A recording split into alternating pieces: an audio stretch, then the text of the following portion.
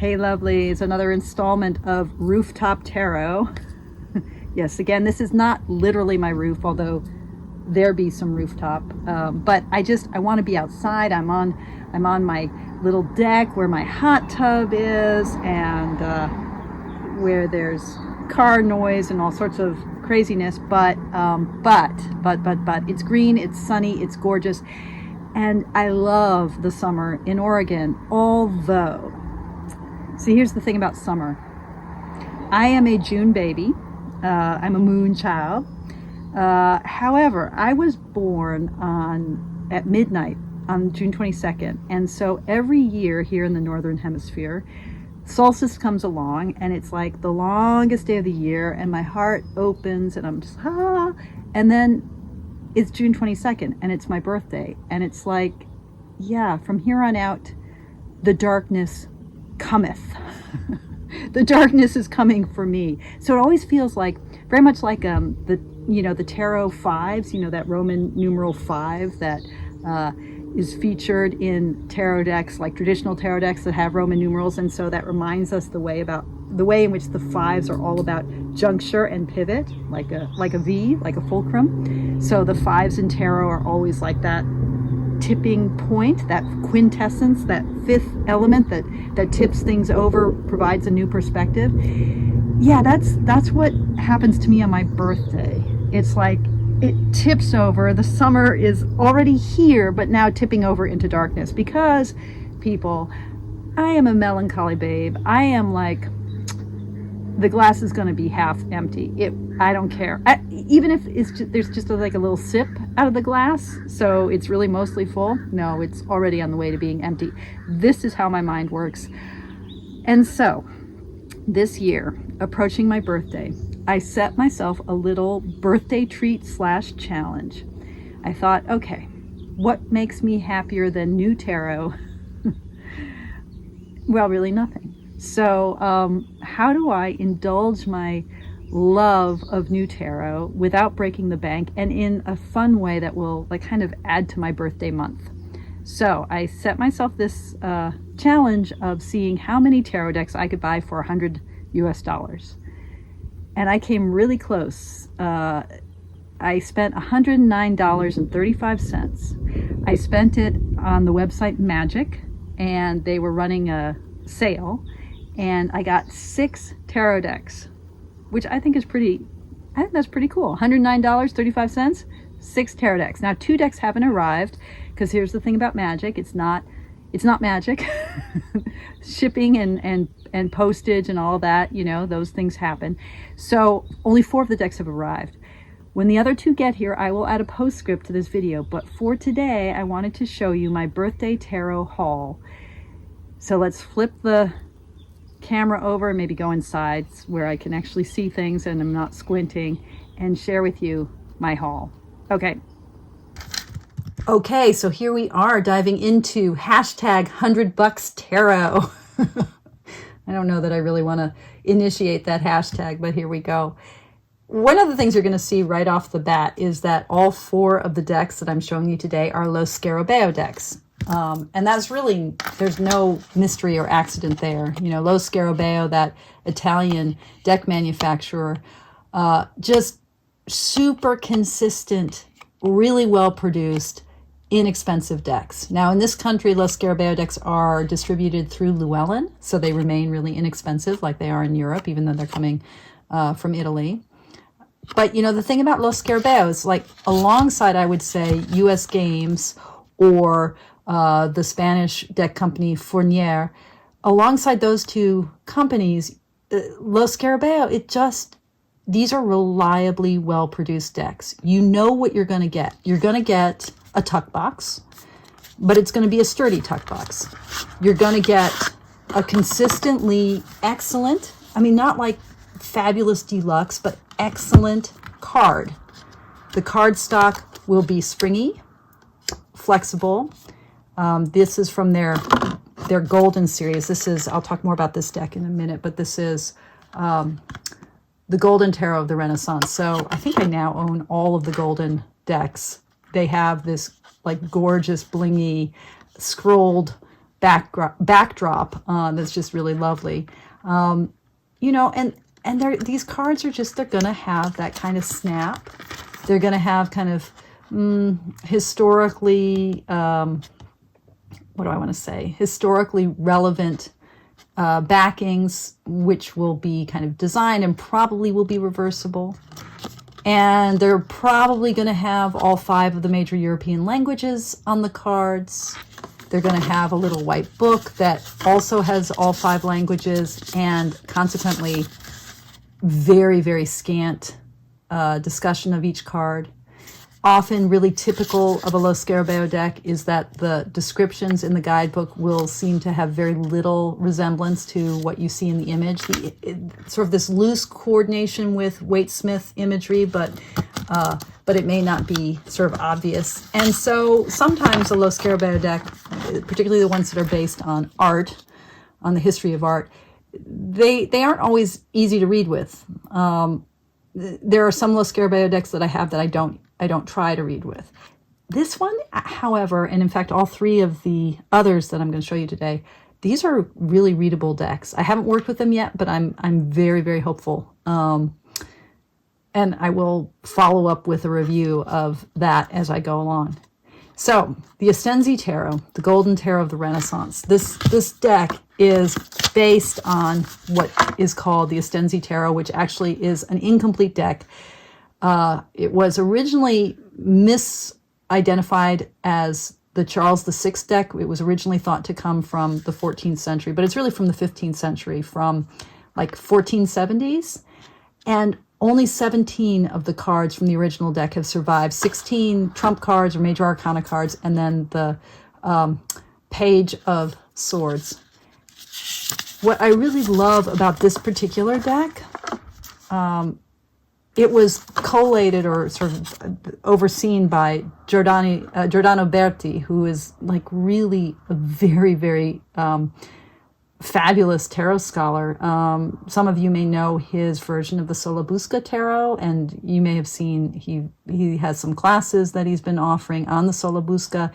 He's the guy who is responsible, I think, for us talking about the Solabusca, playing with the Solabusca, recognizing its alchemical significance. He's really important in that work and in the history of tarot. And under his direction, or working alongside him, Joe Dworkin put together the artwork for this deck. So, you know, how do you complete a deck that only has 17 cards? They used imagery from a fresco, I think maybe more than one fresco of the period.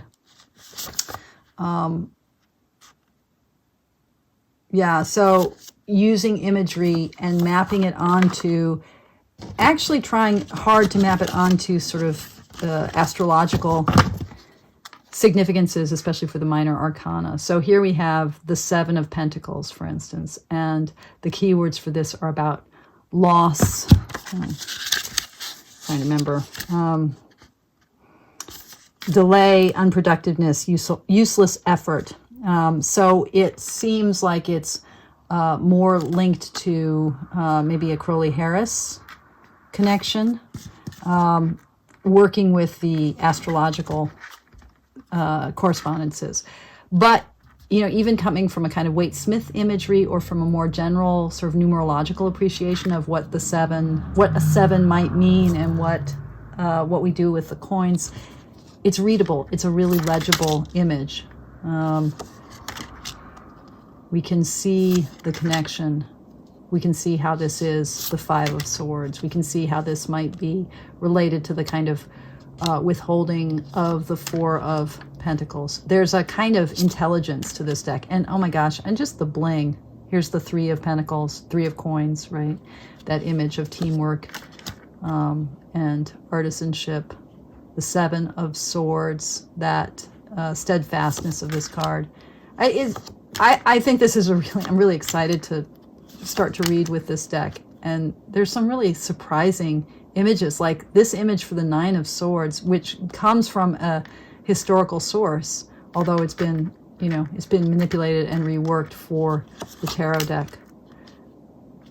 Just really, this 10 of Swords, so interesting. So I really look forward to calibrating this deck and working with it. And as I said, you know, the production quality in a Los Scarabeo deck is just always like consistently fabulous. I really like this Six of Cups and the way it kind of evokes childhood nostalgia, that sense of returning to the garden. And this is just a beautiful Five of Cups. It's just so evocative. Anyway, so, you know, really looking forward to it. I like this magician, right? Le Bateleur. Super interesting court cards. The Papist. Yeah, she's gorgeous. So, the Estensi Tarot. Or the Golden Tarot of the Renaissance, actually. The Estensi Tarot is what we call the actual surviving 17 cards, but this is its own animal. I love that Justice. And then this Hermit, you know. Yeah, so classic. This is got to be one of my favorite strength cards, force cards, right? Fabulous. How's that for the Two of Wands, huh? And there you can see how the Hanged Man, historically, the relationship to imagery of betrayal and the traitor, right? That origin for the Hanged Man, tying it to Judas Iscariot, right? Fabulous. Okay. Oh, look at that death. The Estensi Tarot, folks. Okay, so really looking forward to playing with this, and maybe I'll do a few readings to end this walkthrough of my $100 tarot. Okay, another golden tarot deck. I had this deck as a miniature. It was actually a deck I got through a trade. I'm trying to remember the trade, or maybe it was, I don't remember how I got it. And I don't work with miniature decks, so I gave that away at some point. But this is one of the things I love about, it doesn't really say anything, does it? One of the things that I love about the Los Scarabeo decks and their golden decks, their art decks especially, but especially their golden art decks, is that they use the artwork of A.A. Atanosov. He's one of the people who does their, you know, he's a great artist in his own right, but he does their completion of decks, or he works with, like, he did their Botticelli, he did the Golden Tsar. What else do I know that he did? Oh, he did the Visconti Sforza for them. So he's really good at meshing images taken from art history, from existing sources, and tarot significators, tarot significances, I guess I should say, tarot meanings. And this golden Klimt, I mean, Klimt is like the perfect artist to use in their golden series because of the way in which an image like the Kiss, or just, you know, just Klimt himself, the kind of, how do I want to say, like his combination of representational figurative art with this attention. I think this is very Art Nouveau. I've never really studied art history, but I think this is very Art Nouveau. Like this attention to the decorative arts. So you have like representational figurative painting and then decoration. And so, you know, that the luxuriousness of textile and background, with the play of gold. I can't wait to read with this deck. I mean, I love Klimt. I don't know a lot about Klimt's art, but what I do know, I just always really resonate with his images. There, you know, there can be a kind of grotesque, almost like Hieronymus Bosch sort of exaggeration with his imagery. Oh, God. Oh, look at that. Queen of Wands. Yeah. These, you know, these figures, these people.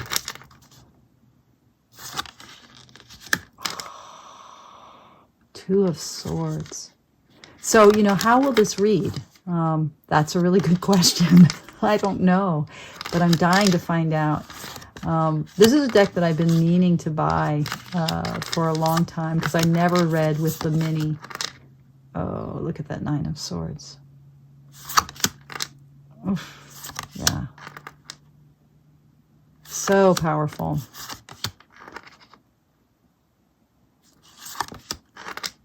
This, you know, oops. This is really, I think, an undersung deck. I also just really love Adonosov's choice of the border, which is just so in keeping. Oh, look at that High Priestess. Fabulous. Yeah. That Hierophant. Yeah, so this, you know, the lovers, the kiss, right?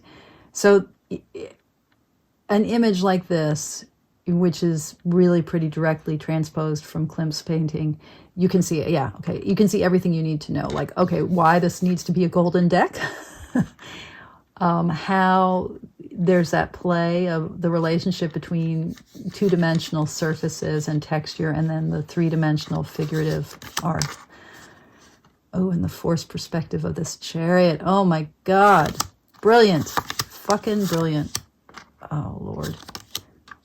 And this is such a classic. When I first saw this card, I assumed it was Justice because I was like, okay, that's Judith and Holofernes, but it's Strength. Fabulous. Oh, that's that Death. All right, man. Cannot wait to start. Oh, God, I love this. This reminds me of the Sun card in the Tarot of Delphi, which is drawn from, I'm not going to remember the name of the painting or even the artist. But it's yeah. If I can, I'll plop that image in right here.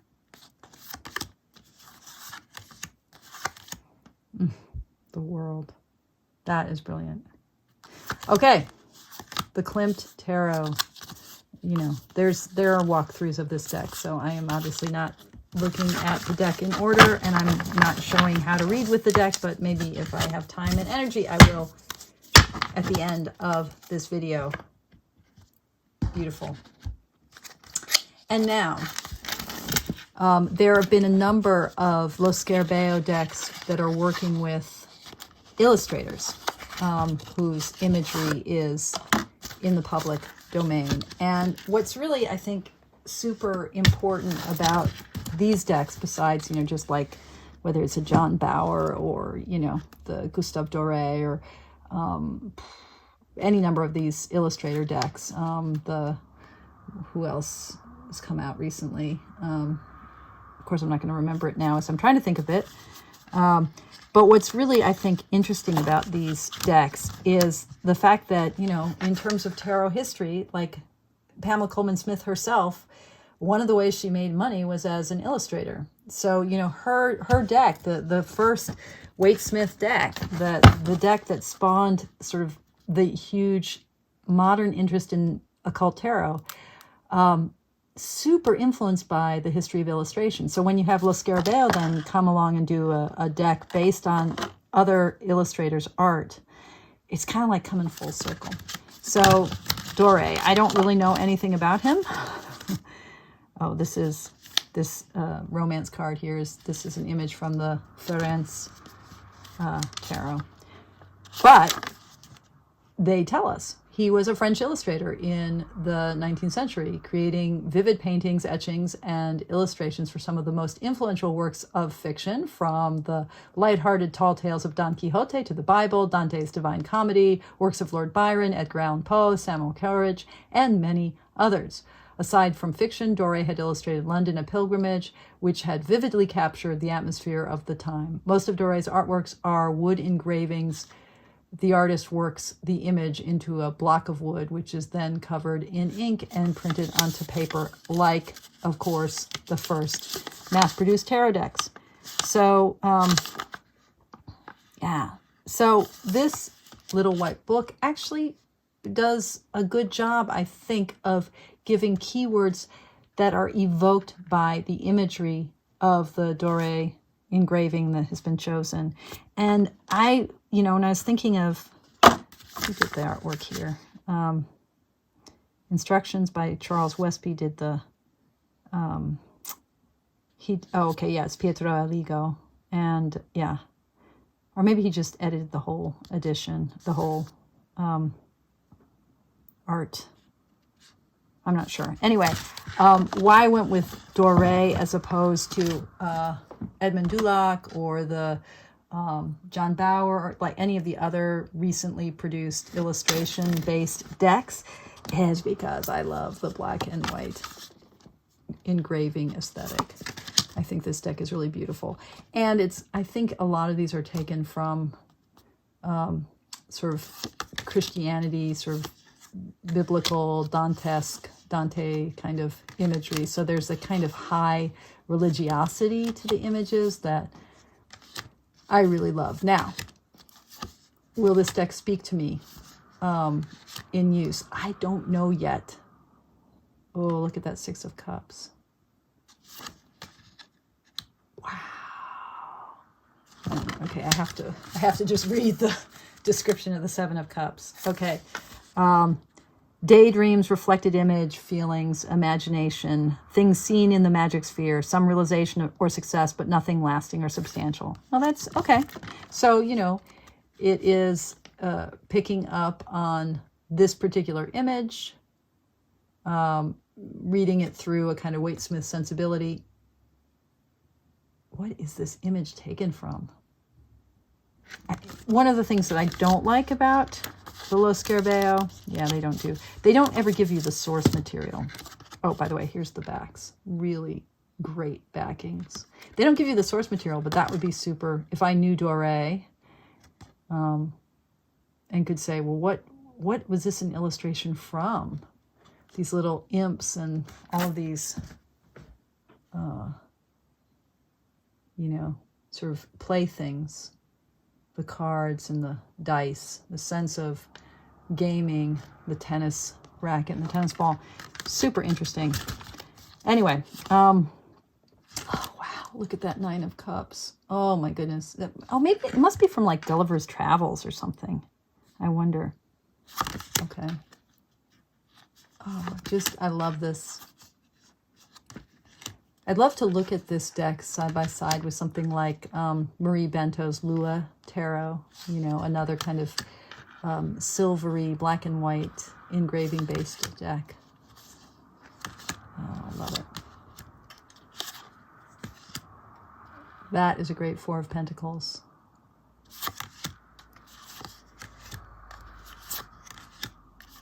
The Gustav Dore Tarot. Very serious. A little bit, what do I want to say? Like a little disturbing. Like a 19th century engraved version of something that's disturbing in the same way. Like the Nicoletta Ciccoli deck is disturbing. Like it's just a little bit too much. If that makes any sense at all. That was sort of a random association. A little creepy. Oh, I love that Three of Wands, that angel. Okay, so this is not a lot of angels. These are probably from biblical imagery. Like this looks like Jacob wrestling with the angel. Which is an interesting way to read the Five of Wands. Yeah, there's some real thoughtfulness here. Oh, I love that. Yeah. I have a feeling that, like in terms of things like angels.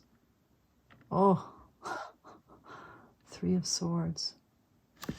I have a feeling that in terms of things like angels, that this deck is not like, you can't necessarily read the angels in a specific way. That this deck might not be, and this is always the risk with a Lo Scarabeo art deck, it just may not be that systematic or coherent, because, you know, they're working with the source material. Ah, Moses is the magician. Yeah. Okay. The Gustav Dore Tarot. Interesting. And note, actually, this is a departure for Lo Scarabeo. I hadn't even noticed this till now. Maybe this is something they're doing with their more modern releases, actually, come to think of it. So we have English titles, right? And borderless images. Interesting. Okay. Last but not least, decidedly not least, the Surrealist Tarot. So this is under the direction of Luigi di Giammarino. There we go, Giammarino. I'm trying, folks. And there are a lot of options, I think, for similar feeling Lo Scarabeo decks. What used to be the Tarot of the Imagination, I think it was called, the Friends Tarot, is one. But you know, after thinking about this a lot, I really wanted to go with the Surrealist Tarot. And again, this is another borderless version, and it's got just English titles. And it's really good. I haven't worked with it yet, but one of the things that makes it good is that the images, I think, are created in the style of different artists, but not sort of taken from particular artworks. And so they kind of relate more directly to tarot meanings. And this little white book is really good. It has a really good description of surrealism, like just a discussion of it. And it explains its structure, and the structure is really well thought out. It's striving in the major arcana particularly to show the stages of a dreamlike journey. So it's thinking about, like, our standard way of talking about the major arcana is the hero's journey, but it's taking it through that concept, through an understanding of the project of surrealism itself, which is to kind of liberate human creative potential through dream and juxtaposition. And then it's really trying with, is it just with the major arcana? Yeah, just with the major arcana. It's really trying to give both a description in a title that is evocative and a quote. So the Fool, and I don't know what artist this is evoking, but with the Fool, the title it's giving us is The Forbidden Universe. The anarchists leap towards total inner freedom. Right. And that is, like, actually something that I think surrealism is really trying to do. Like, how do we get free? How do we bust out of, you know, this, like, 1920s? How do we bust out of the bonds of bourgeois society and really liberate ourselves through liberating our unconscious impulses? So how do we free ourselves through the journey of dream? The anarchists leap toward total inner freedom. And then this quote from the photographer Man Ray. What is folly? It is a clock or a metronome that forgets to walk or to stop. What is folly? It is a clock or metronome that forgets to walk or to stop. So here we go, the Surrealist Tarot. And if you know your history of surrealism, which I don't really so well, but you start to recognize, I think, different artistic sensibilities. You know, you can see the influence of Magritte. You can see, you know, and there's some repetition here. You can see the sort of Frida Kahlo. You can see the places where we have Dali, Leonora Carrington, Max Ernst. And it's also just beautiful. Did I show the backs yet? Escher. You know, it's beautiful. Will it read well? I don't know. But there is some real thoughtfulness here in this deck. So, look at that. The Queen of Cups. Yeah, I'm really looking forward to... I think of these 4 decks, the Klimt and the Surrealism deck are the ones that I'm expecting will read best for me and will yield the most powerful readings as well. Okay, that is my haul. Well, 4/6, 3/5, there we go, of my haul for my birthday. Hashtag $100 tarot. And I'm exhausted. I've been talking to you for like 30 minutes. So I am not going to try to do a reading with these cards, but I will come back in the future with more. As always, thank you guys for watching. Thank you so much for your practice.